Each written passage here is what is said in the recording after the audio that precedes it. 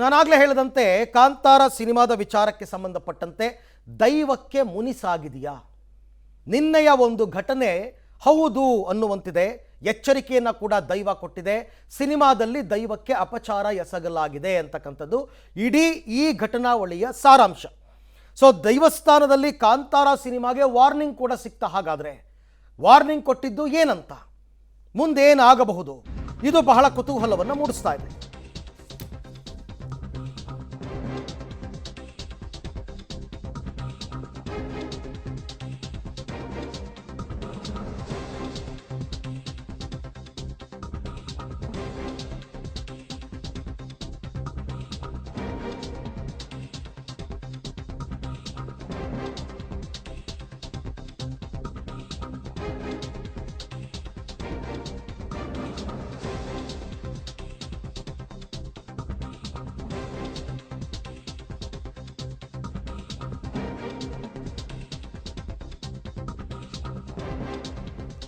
ಕಾಂತಾರ ಕಾರ್ಮೋಡ ದೈವಕ್ಕೆ ಮುನಿಸು ಎಚ್ಚರಿಕೆಯನ್ನು ಕೊಟ್ಟಿದೆ ದೈವ. ದೈವಸ್ಥಾನದಲ್ಲಿ ಕಾಂತಾರ ಸಿನಿಮಾಗೆ ವಾರ್ನಿಂಗ್ ಸಿಗುತ್ತಾ ಹಾಗಾದರೆ ಅಂತ. ದೈವಾರಾಧನೆಯ ಪಾವಿತ್ರ್ಯತೆಗೆ ಧಕ್ಕೆಯನ್ನು ತಂದಿದ್ದಾರೆ ಅಂತಕ್ಕಂಥದ್ದು ದೈವಾರಾಧಕರ ಆರೋಪ. ಕಾಂತಾರ ಸಿನಿಮಾದ ವಿರುದ್ಧವೇ ಈಗ ದೈವ ಸಿಡಿಮಿಡಿಗೊಂಡಿದೆಯಂತೆ. ಕರಾವಳಿಯಲ್ಲಿ ಅರಳಿದ ಕಾಂತಾರಗೆ ಹಾಗಾದರೆ ಸಂಕಷ್ಟ ಎದುರಾಯ್ತಾ? ದೈವಾರಾಧನೆಯ ಪಾವಿತ್ರ್ಯತೆಗೆ, ದೈವ ಪರಂಪರೆಗೆ ಧಕ್ಕೆ ಆಯ್ತಾ ಅನ್ನುವಂಥದ್ದು ಪ್ರಶ್ನೆ. ಕಾಂತಾರ ಸಿನಿಮಾದಲ್ಲಿ ದೈವ ನಿಂದನೆ ಆಗಿದೆಯಾ? ಅಪ್ಪಿ ತಪ್ಪಿಯೂ ಇಂಥ ಒಂದು ಆಲೋಚನೆ ರಿಷಬ್ ಶೆಟ್ಟಿಗೆ ಬಂದಿರಲಿಕ್ಕಿಲ್ಲ ನನ್ನ ಪ್ರಕಾರ. ಆದರೆ ಈಗ ಕೆಲವು ದೈವಾರಾಧಕರು ಹೇಳ್ತಾ ಇರೋದು ಕಾಂತಾರ ಸಿನಿಮಾದಲ್ಲಿ ದೈವ ನಿಂದನೆಯಾಗಿದೆ, ಹಾಗಾಗೇ ದೈವ ಮುನಿಸಿಕೊಂಡಿದೆ, ಚಿತ್ರಕ್ಕೆ ಎಚ್ಚರಿಕೆಯನ್ನು ಕೊಟ್ಟಿದೆ ಚಿತ್ರತಂಡಕ್ಕೆ ಅನ್ನುವಂಥದ್ದು. ಹಲವಾರು ವಿಚಾರಗಳನ್ನು ಕೋಟ್ ಮಾಡ್ತಾರೆ. ಸಿನಿಮಾದಲ್ಲಿ ಏನೇನಾಗಿದೆ, ಎಲ್ಲೆಲ್ಲಿ ಅಪಚಾರ ಆಗಿದೆ ಅನ್ನೋದನ್ನ ಹಲವಾರು ವಿಚಾರಗಳನ್ನ ಹೇಳ್ತಾರೆ. ಒಟ್ಟಾರೆ ಸಿನಿಮಾ ಬಿಡುಗಡೆಯಾಗಿ ಭರ್ಜರಿ ಯಶಸ್ಸನ್ನ ಕಾಣ್ತಾ ಇದ್ರೂ ಕೂಡ ಅಪಚಾರವಾಗಿದೆ ಸಿನಿಮಾಗೆ. ಕೇವಲ ಒಂದು ಚೌಕಟ್ಟಿನಲ್ಲಿ ಇರಬೇಕಾದಂತಹ ದೈವಾರಾಧನೆ ಈಗ ಇಡೀ ಜಗತ್ತಿಗೆ ಅದನ್ನು ಪರಿಚಯಿಸುವ ಕೆಲಸವನ್ನ ಮಾಡಿದ್ರೂ ಕೂಡ ಅದರ ಬಗ್ಗೆ ತುಂಬ ಆಳವಾಗಿ ಅಧ್ಯಯನ ಮಾಡಿರ್ತಕ್ಕಂಥವ್ರು, ತಿಳ್ಕೊಂಡಿರ್ತಕ್ಕಂಥವ್ರು ಸಿನಿಮಾಗೆ ಅಪಚಾರವಾಗಿದೆ ಅಂತ ಹೇಳಿದ್ದಾರೆ. ಹಾಗೆ ನೋಡಕ್ಕೆ ಹೋದರೆ ರಿಷಬ್ ಶೆಟ್ಟಿ ಸಿನಿಮಾ ಆರಂಭಕ್ಕೂ ಮೊದಲೇ ದೈವದ ಅನುಮತಿಯನ್ನು ಪಡ್ಕೊಂಡಿದ್ರು. ಸೊ ಏನು ಹಾಗಾದರೆ ಕಾಂತಾರ ಸಿನಿಮಾಗೆ ವಿರೋಧ ಯಾಕೆ? ಇದು ಪ್ರಶ್ನೆ. ಏನು ವಿರೋಧ ಯಾಕೆ, ಏನೇನಾಗಿದೆ ಆ ಸಿನಿಮಾದಲ್ಲಿ ಅಂತ ನೋಡೋಣ. ಕಾಂತಾರ ಸಿನಿಮಾ ಈಗಾಗಲೇ ಜಗತ್ತಿನಾದ್ಯಂತ ತೆರೆ ಕಾಣ್ತಾ ಇದೆ. ಈಗ ಅದು ಪರ ವಿರೋಧದ ಚರ್ಚೆಗೆ ವೇದಿಕೆ ಆಗಿದೆ. ಮುಖ್ಯವಾಗಿ ವಿರೋಧ ವ್ಯಕ್ತಪಡಿಸ್ತಾ ಇರೋರು ಹೇಳ್ತಾ ಇರುವಂತಹದ್ದು, ರಿಷಬ್ ಶೆಟ್ಟಿಯವರು ಭೂತಕೋಲದ ವೇಷವನ್ನು ತೊಟ್ಟಿದ್ದಾರೆ, ಇದು ತಪ್ಪು. ಭೂತಕೋಲದ ವೇಷವನ್ನು ತೊಡೋದಕ್ಕೆ ಅದರದ್ದೇ ಆದಂತಹ ನೀತಿ ನಿಯಮಗಳಿದಾವೆ, ಯಾರು ಬೇಕು ಅವರು ತೊಡೋದಕ್ಕೆ ಸಾಧ್ಯ ಇಲ್ಲ ಅಂಥೇಳಿ. ಕಾಂತಾರ ಸಿನಿಮಾದಲ್ಲಿ ಗುಳಿಗ ದೈವ ಕೊಲ್ಲುವಂತಹ ದೃಶ್ಯ ಇದೆ, ಇದು ಕೂಡ ನಮ್ಮ ವಿರೋಧಕ್ಕೆ ಕಾರಣ. ಈ ರೀತಿಯ ಚಿತ್ರೀಕರಣವನ್ನು, ಈ ರೀತಿಯ ತೋರಿಸುವಂತಹ ಕೆಲಸವನ್ನು ಮಾಡಬಾರ್ದಾಗಿತ್ತು ಚಿತ್ರತಂಡ ಅನ್ನೋದನ್ನು ಕೂಡ ಹೇಳ್ತಾ ಇರುವಂಥದ್ದು. ಅದರ ಜೊತೆಗೆ ದೈವ ಯಾರನ್ನೂ ಕೂಡ ಕೊಲ್ಲುವುದಿಲ್ಲ, ಸಿನಿಮಾದಲ್ಲಿನ ದೃಶ್ಯ ಇದೆಯಲ್ಲ ಅದೇ ತಪ್ಪು. ದೈವದ ಬಗ್ಗೆ, ದೈವ ನರ್ತಕರ ಬಗ್ಗೆ ತಪ್ಪು ಸಂದೇಶವನ್ನು ಕಳುಹಿಸುವಂತಹ ಕೆಲಸ ಆಗಿದೆ ಅಂತ ಹೇಳ್ತಿದ್ದಾರೆ. ಗುಳಿಗ ದೈವದ ಪಾತ್ರಧಾರಿ ಇದಾರಲ್ಲ ರಿಷಬ್ ಅವರು ಗಡ್ಡ ಬಿಟ್ಟಿದ್ದಾರೆ. ಬಟ್ ಗುಳಿಗ ದೈವದ ಪಾತ್ರಧಾರಿಗಳಿಗೆ ಗಡ್ಡ ಇರಲ್ಲ ಅನ್ನುವಂತಹದ್ದು ಇವರ ವಾದ ಆಗಿರುವಂಥದ್ದು. ಜೊತೆಗೆ ದೈವಾರಾಧನೆ ಅತ್ಯಂತ ಪವಿತ್ರವಾಗಿರುವಂತಹದ್ದು. ಗುಳಿಗ ದೈವಕ್ಕೆ ಗಡ್ಡ ಇರಲ್ಲ, ರಿಷಬ್ ಶೆಟ್ಟಿ ಅವರು ಗಡ್ಡ ಬಿಟ್ಟಿದ್ದಾರೆ, ಇದು ಕೂಡ ನಮ್ಮ ವಿರೋಧಕ್ಕೆ ಕಾರಣ. ರೀತಿ ನೀತಿ ನಿಯಮಗಳೆಲ್ಲವನ್ನೂ ಕೂಡ ಇಲ್ಲಿ ಉಲ್ಟಂಪಲ್ಟ ಮಾಡಲಾಗಿದೆ ಅಂಥೇಳಿ.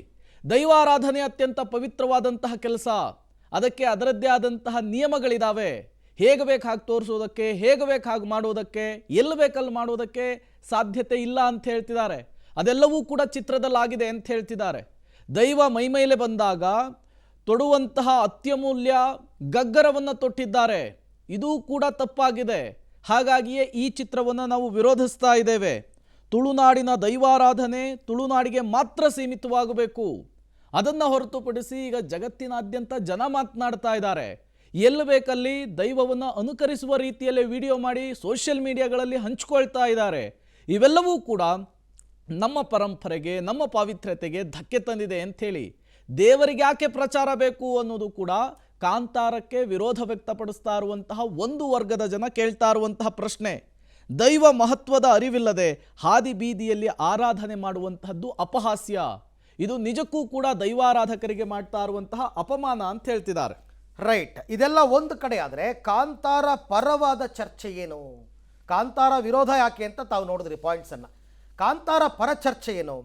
ಕಾಂತಾರ ಸಿನಿಮಾದ ಮೂಲಕ ಕರಾವಳಿಯ ಆರಾಧನೆಯನ್ನು ಜಗತ್ತಿಗೆ ಪ್ರಚುರಪಡಿಸಿದ್ದೇವೆ, ಕರೆಕ್ಟ್. ಅದು ಕೇವಲ ಒಂದು ಭಾಗಕ್ಕೆ ಸೀಮಿತವಾಗಿದ್ದಂತಹ ದೈವಾರಾಧನೆಯನ್ನು ಇಡೀ ಜಗತ್ತು ನೋಡಿದೆ, ಇಡೀ ಜಗತ್ತು ಕೊಂಡಾಡ್ತಾ ಇದೆ. ತಪ್ಪೇನು? ಎಲ್ರಿಗೂ ಅದನ್ನು ಹೇಳಿದ್ದು ಅಂತ. ಸಿನಿಮಾದಲ್ಲಿ ದೈವ ಶಕ್ತಿಯ ಅನಾವರಣವಾಗಿದೆ, ತುಳುನಾಡಿನ ಸಂಸ್ಕೃತಿಯ ಅನಾವರಣವಾಗಿದೆ. ಬರೀ ಸಂಸ್ಕೃತಿ ಅಲ್ಲ, ಅದೊಂದು ಶ್ರೀಮಂತ ಮತ್ತು ದೈವಿಕ ಪರಂಪರೆ. ಆ ದೈವಿಕ ಸಂಸ್ಕೃತಿಯನ್ನು ಇಡೀ ಜಗತ್ತಿಗೆ ನಾವು ತೋರಿಸಿದ್ದೀವಿ ಸಿನಿಮಾದ ಮುಖಾಂತರ. ಯಾರಿಗೆ ಗೊತ್ತು, ಎಷ್ಟು ಜನಕ್ಕೆ ಗೊತ್ತಿತ್ತು ದೈವಾರಾಧನೆ ಹೀಗಿರುತ್ತೆ ಅಂತ? ತುಳುನಾಡಿನಲ್ಲಿ ದೇವರು ಮತ್ತು ದೈವ ಎರಡಕ್ಕೂ ಸಮಾನವಾದ ಅವಕಾಶ ಇದೆ. ತುಳು ವಿದ್ವಾಂಸರ ಪ್ರಕಾರ ದೈವವೂ ಕೂಡ ದುಷ್ಟರನ್ನು ಶಿಕ್ಷಿಸುತ್ತದೆ. ನೋಡಿ, ತುಳು ವಿದ್ವಾಂಸರ ಪ್ರಕಾರ ಆ್ಯಕ್ಚುಲಿ ದೇವರು ಅಂತಂದಾಗಲೇ ದುಷ್ಟ ಶಿಕ್ಷಣೆ ಶಿಷ್ಟ ರಕ್ಷಣೆನೇ ಬರ್ತಕ್ಕಂಥದ್ದು. ನಿಮಗೆ ಯಾವ ದೇವರನ್ನು ತಗೊಂಡ್ರೂ ಕೂಡ ದೈವವೂ ಕೂಡ ಹಾಗೆ. ಸಿನಿಮಾದಲ್ಲಿ ದುಷ್ಟರ ಶಿಕ್ಷೆಯ ಕಥಾಹಂದರ ಇದೆ. ದೇವರಾಗಲಿ ದೈವವಾಗಲಿ ದುಷ್ಟರನ್ನು ಶಿಕ್ಷೆಯ ಮಾಡೋದನ್ನು ತೋರಿಸಿದ್ದೀವಿ ನಾವು ಅಷ್ಟೇ. ಕೊಲ್ಲುವುದಿಲ್ಲ ಅಂತಕ್ಕಂಥದ್ದನ್ನು ಒಪ್ಪತಕ್ಕದ್ದಲ್ಲ. ಗುಳಿಗ ದೈವ ಅನೇಕ ರೂಪದಲ್ಲಿ ಅನೇಕ ಹೆಸರಿನಲ್ಲಿದೆ. ಹೌದು, ಒಂದೇ ರೂಪ ಅಲ್ಲ, ಒಂದೇ ಹೆಸರಲ್ಲ. ಕೆಲವರು ಗಡ್ಡ ಬಿಟ್ಟಿದ್ದಾರೆ ಅಂತಾರೆ, ಬಿಡಬಾರ್ದು ಅಂತಾರೆ, ಬೇರೆ ಬೇರೆ ರೂಪಗಳಿದೆ. ದೈವನರ್ತಕರು ದೈವ ಕೋಲದಲ್ಲಿ ಬಳಸಿದ ಗಗ್ಗರವನ್ನು ಬಳಸಬಾರದು. ದೈವನರ್ತಕರು ಯಾರು ದೈವದ ವೇಷವನ್ನು ಹಾಕಿರ್ತಾರೆ ಅವರು ಆ ಗಗ್ಗರವನ್ನು ಬಳಸಬಾರದು. ಆದರೆ ಸಿನಿಮಾದ ಉದ್ದೇಶಕ್ಕೆ ಹೊಸತನ್ನು ತೊಡಬಹುದು ಅಂತ ಹೇಳ್ತಾರೆ. ಸಿನಿಮಾಗೋಸ್ಕರ ಹೊಸತನ್ನು ತೊಟ್ಟಿದ್ದೇವೆ. ಸಿನಿಮಾದ ಉದ್ದೇಶ ನಮ್ಮ ದೈವಿಕ ಶಕ್ತಿಯ ಬಗ್ಗೆ ಜಗತ್ತಿಗೆ ಸಾರುವುದು, ಕರೆಕ್ಟ್. ಅದು ಸಿನಿಮಾದ ಉದ್ದೇಶನೇ ಅದಾಗಿದ್ದರಿಂದ ನಾವು ಅದನ್ನು ಜಗತ್ತಿಗೆ ತೋರಿಸಿದ್ದೀವಿ. ಸಿನಿಮಾ ಅಂದಾಕ್ಷಣಕ್ಕೆ ಒಂದಷ್ಟು ಎಕ್ಸೆಪ್ಷನ್ಸ್ ಇರುತ್ತೆ, ಅದನ್ನು ನಾವು ಬಳಸ್ಕೊಂಡಿದ್ದೀವಿ ಅಂತಕ್ಕಂಥದ್ದನ್ನು ಅವರು ಹೇಳ್ತಾ ಇರ್ತಕ್ಕಂಥ